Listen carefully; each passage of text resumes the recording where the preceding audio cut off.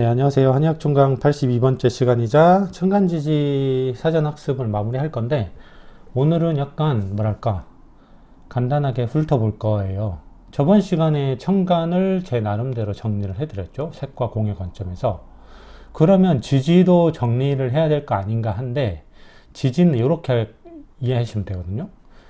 이렇게 정리한 그 천간의 개념을 바탕으로 지장간과 조합을 할 겁니다. 이 지장간은 처음 보는 분들도 있을 것 같은데, 약간 이렇게 보거든요. 명리학 쪽에서.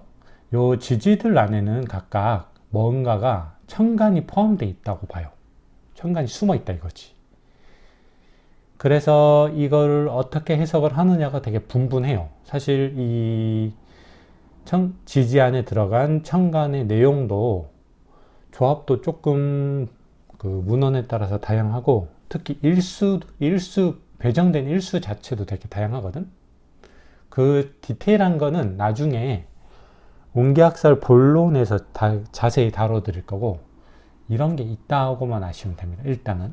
그래서 보시면은 해는 사실상 우리가 이렇게 보잖아요. 인도 양목 보면은 처음에 음양모형으로 배속해서 간단히 볼 때는 인도 양목, 그리고 갑도 양목. 그럼 얘네들이 같은 거 아니냐? 같은 건데 왜 이렇게 굳이 두 개의 기호 체계를, 별도의 기호 체계를 써서 사람 헷갈리게 만드냐고 볼 수 있는데, 사실 음양오행으로 약간 이렇게 어거지로 끼워 넣을 때는 동일하게 분류가 되지만, 얘네들은 동일한 존재가, 동일한 변화가 아니란 거지.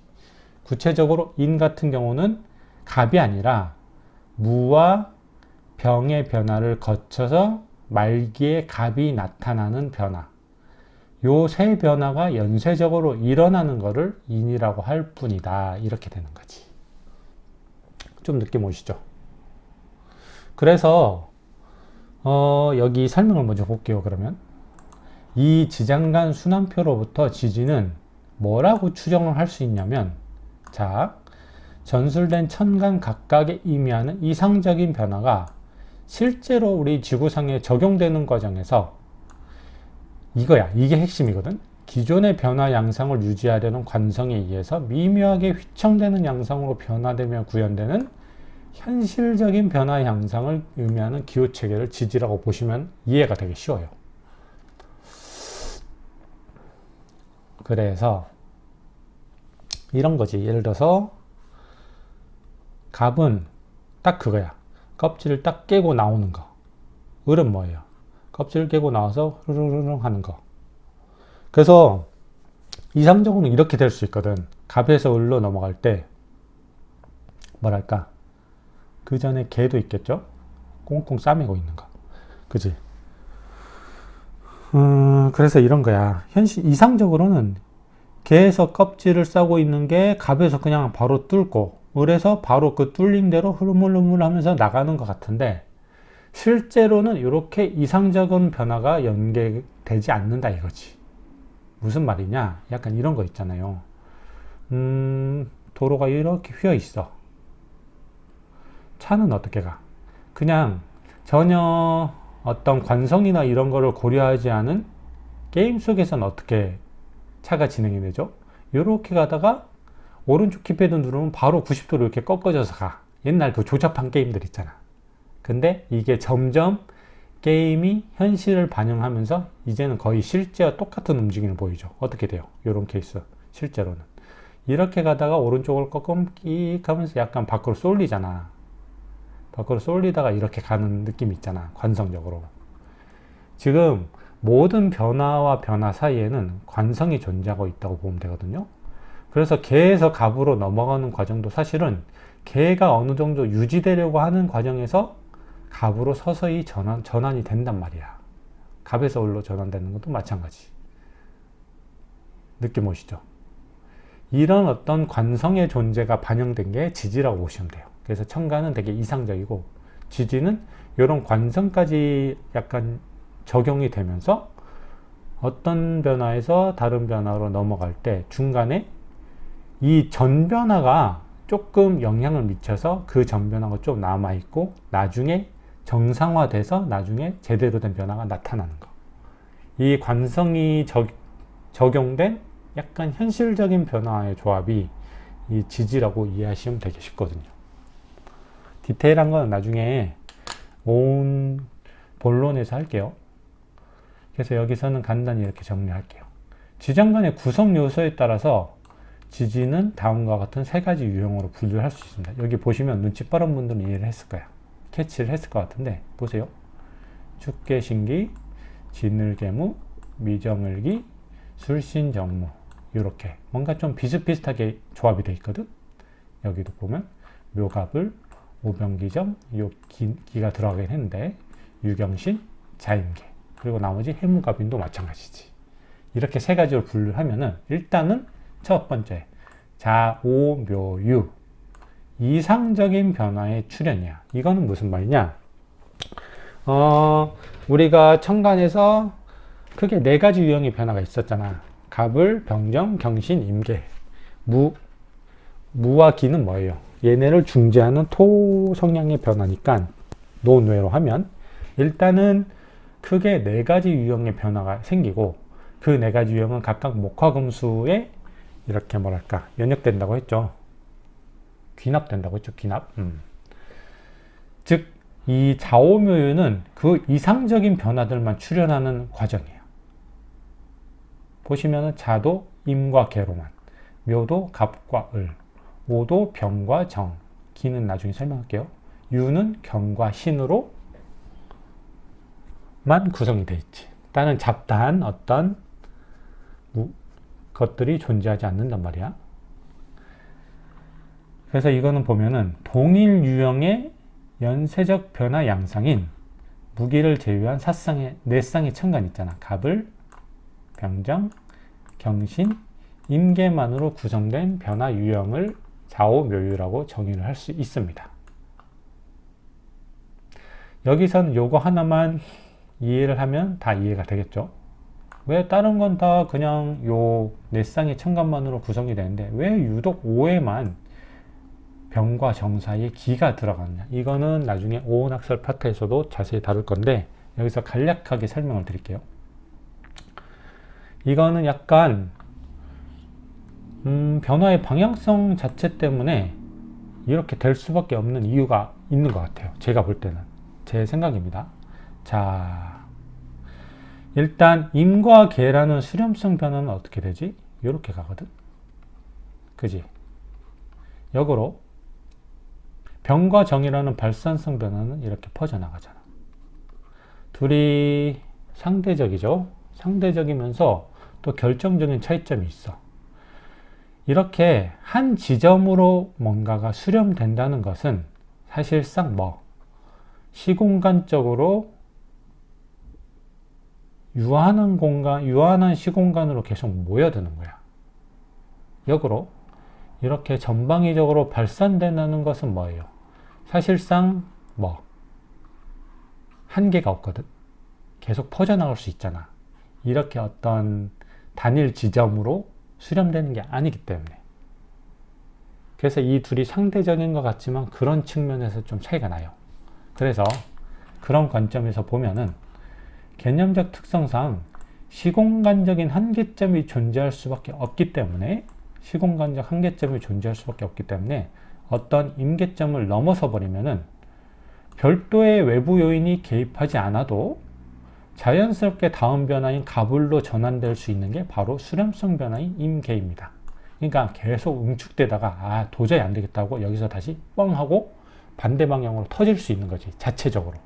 왜냐하면 요 응축되는 것도 한계가 있기 때문에. 그러나 발산성 변화인 병정은 모종의 외적 요인이 개입되지 않을 경우 어떻게 될 것 같아요? 다음 변화인 경신으로 슬슬 수렴성 변화로 전환이 돼야 되는데 이게 사실 시공간적으로 얘를 잡아두는 게 없기 때문에 어떻게? 무한히 발산 팽창하게 되거든. 그러면 어떻게 돼? 경신으로 넘어가지 않기 때문에 개체의 입장에서 보면 개체의 소멸을 초래할 수 있겠지. 그지? 그러므로 임계의 연쇄적 변화를 의미하는 자 안에는 별도의 외적 요인이 존재하지 않는데 오해는 여기서 병에서 점점 확산되는 것을 기에서 어느 정도 통제해서 한풀 꺾어줘야 돼. 정으로 갈 때. 그래서 병정과 연관된 오해는 기라는 별도의 통제 요인이 개입된 것으로 추정이 됩니다. 이거는 약간 시공간적 변화적 관점에서 설명을 드린 거고, 나중에 오운학설에서는 천문학적으로도 약간 이렇게 의미가 있거든요. 그것도 자세히 한번 짚어드릴게요. 어쨌든 좌우묘 같은 경우는 뭔가 목화금수라는 이상적인 변화 천간들로만 구성된 지지에 해당된다. 이렇게 이해를 하고 넘어가면 되고, 좌우묘가 이렇습니다. 그리고 그 다음에 진술충미는 뭐냐? 일시적으로 출현하는 과역행성 변화예요. 자, 이거는 뭐냐면 한번 설명을 볼게요. 진술충미는 모두 다음과 같은 세 단계의 하위 변화 양상들로 구성되는데, 일단 봅시다. 이전 단계의 변화 후반부에 나타나는, 즉 이전 단계가 진술충미 이전 단계는 좌우묘이거든요. 자 다음에 축, 묘 다음에 진이잖아. 그지? 그 다음에 오 다음에 미, 유 다음에 술이 나타나잖아. 이러한 변화 후반부에 뭐가 나타납니까? 개, 을, 정, 신이 나타나잖아. 자, 이게 뭐야? 다 각각 수, 목, 화, 금에 속한 변화긴 한데, 정점을 찍고 이제 꺾이는 추세의 변화거든? 그지? 정점을 찍고 쇠퇴 추세로 접어든 변화 양상이 아직까지 남아있는 상태야. 지속적으로 발현되는 상태지. 그래서 초반에는 각각 요 전 단계에 쇠퇴된 변화가 나타납니다. 근데 봐봐. 쇠퇴하면 한번 역으로 가버리거든? 너무 쇠퇴하다 보니까 수의 방향성이 한번 꺾여서 쇠퇴하다 보면 어떻게 가버릴 것 같아? 신으로 가거든. 이 말이지. 그래서 예를 들어서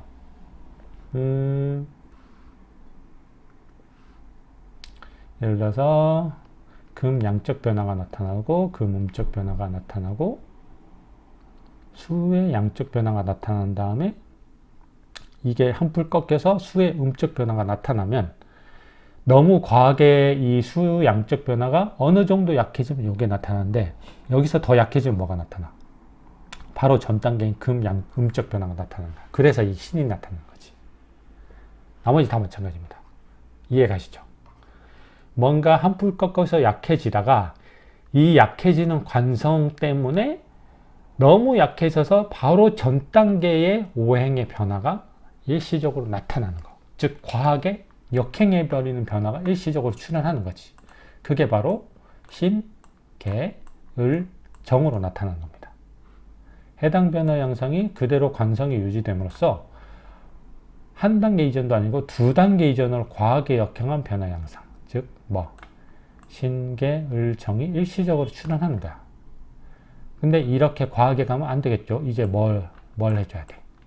토가 등장해서 다시 정상적인 방향성으로 이의 역행성 변화를 다시 1의 변화로 돌려놓기 위한 통제 요소가 개입되겠지.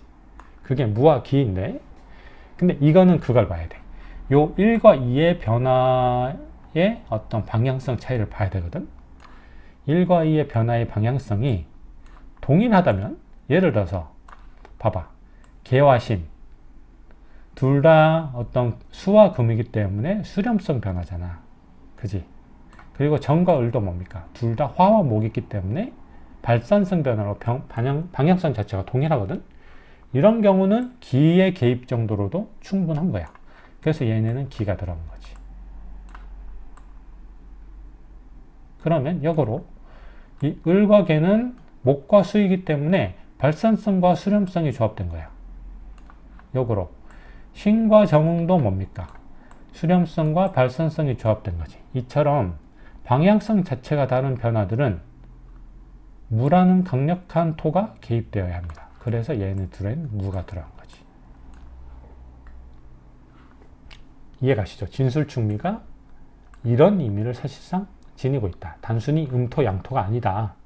이런 어떤 관성에 의해서 나타나는 복잡한 현상이 반영되어 있는 지지가 진술충미다.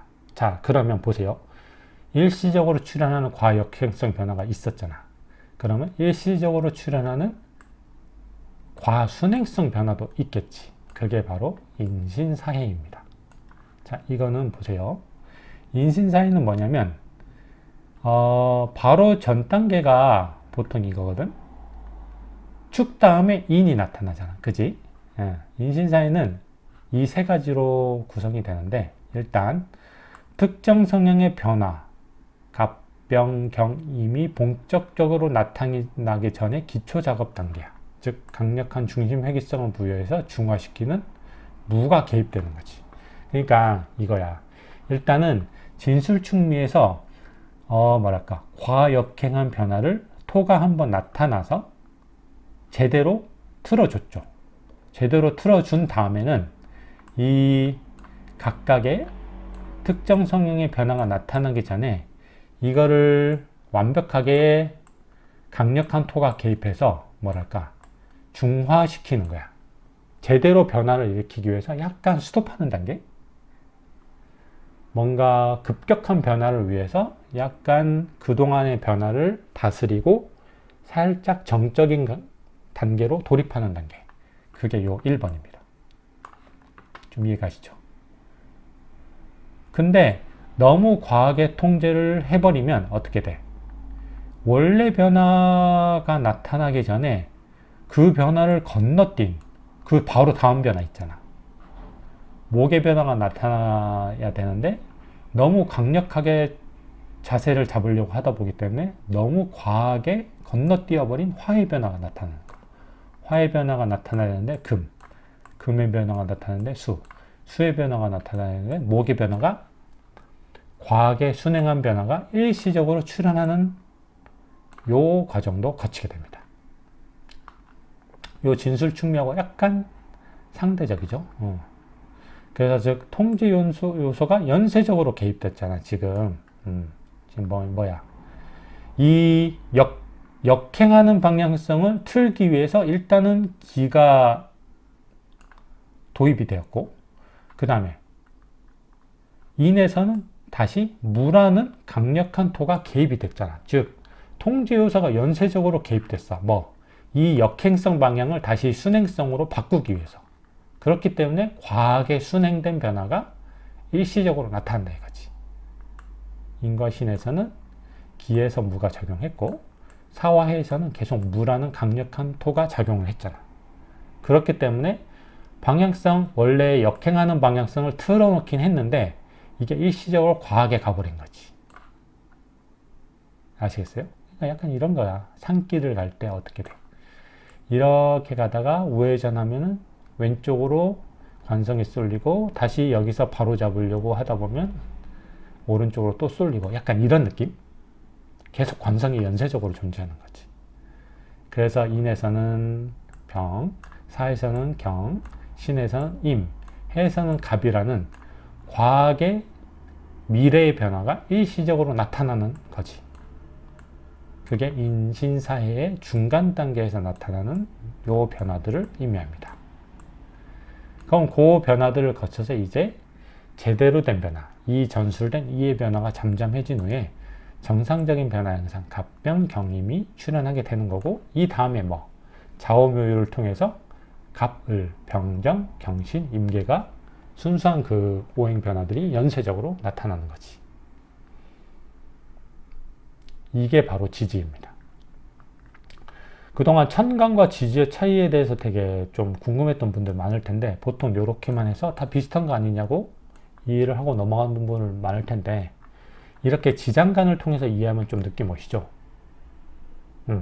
천간이란 이상적인 변화가 중간에 변화하는 과정에서 반드시 발생하는 어떤 관성의 작용을 통해서 약간 틀어지는 변화, 뭔가 울퉁불퉁하면서 왔다 갔다 하는 관성이 적용된 변화가 나타나는 것이 바로 이 지지고, 그게 반영된 그 내용이 바로 이 지장간이다. 이렇게 이해를 하시면 이제 천간과 지지를 어느 정도는 깊게 이해를 하실 수 있는 겁니다. 아시겠죠? 이 구성 요소들은 당연히 천간으로 해석을 하면 되겠지. 자, 그러면 이렇게 해서 오문학설 사전학습으로서 천간지지 파트를 모두 마치고 이제 곧 정리 막바지에 이른 오온학설 본론으로 들어가겠습니다. 뭐 물론 그 전에 또 사전학습이 등장할 수 있어요. 지금 이게 워낙 이 오온 쪽이 본론을 이해하기 위해서 알고 있어야 되는 사전 지식들이 너무 많아. 그것 때문에 지금 이렇게 시간이 지연되고 있는 건데, 뭐랄까 조금 더 깊게 공부하기 위한 어떤 준비 단계라 이해하시고 그렇게 조금 차분하게 공부를 해보십시오. 아시겠죠? 그럼 오늘도 들어주셔서 감사드립니다.